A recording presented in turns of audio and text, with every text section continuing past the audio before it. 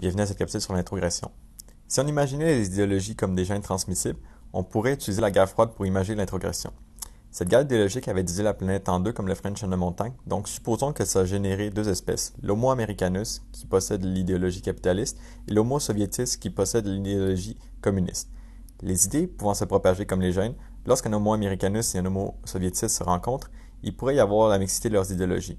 Chez les animaux, c'est à travers l'interfécondité possible que ça se passe. Chez eux, dans ce cas-ci, on va dire qu'ils sont capables de parler la même langue. Étant de nouveaux hommes avec des nouvelles idéologies mixtes maintenant, qu'on dirait des hybrides, ils vont retourner dans leur nation. Fait qu'on va suivre, mettons, le communiste, il va retourner dans sa nation communiste et il va propager son idée hybride avec ses camarades qui, eux, sont purs. Et ce phénomène-là va se produire à de nombreuses reprises, ce qui va, à la longue, répandre l'idée capitaliste dans les individus du pays, et on pourrait se retrouver avec la fixation de l'idéologie capitaliste au sein de la nation soviétique. Et c'est cette fixation d'un gène d'une espèce proche au sein du pool de l'autre espèce qu'on appelle de l'introgression. On reconnaît trois grands types d'introgression, la naturelle, la délibérée et la non délibérée. La naturelle serait comme si un Soviéticus et un Americanus s'étaient rencontrés par pur hasard dans les banalités de la vie et il y avait eu un échange d'idées.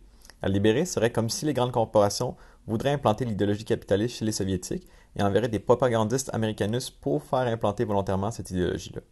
La non délibérée serait comme si les grandes corporations importaient du blé par train entre les nations et qu'un Soviéticus vagabond se cacherait dans un train et ça mènerait à de l'introgression chez les Americanus. On voit donc que la principale différence entre naturel et délibéré, non délibéré, c'est l'intervention voulue ou non voulue d'un acteur externe. En conclusion, dans les idées comme dans les gènes, l'introgression cause la variation dans les gènes des populations et enrichit leur diversité génétique à court moyen terme. Ces enrichissements pourraient éventuellement mener aussi à long terme à de potentielles sources de spéciation.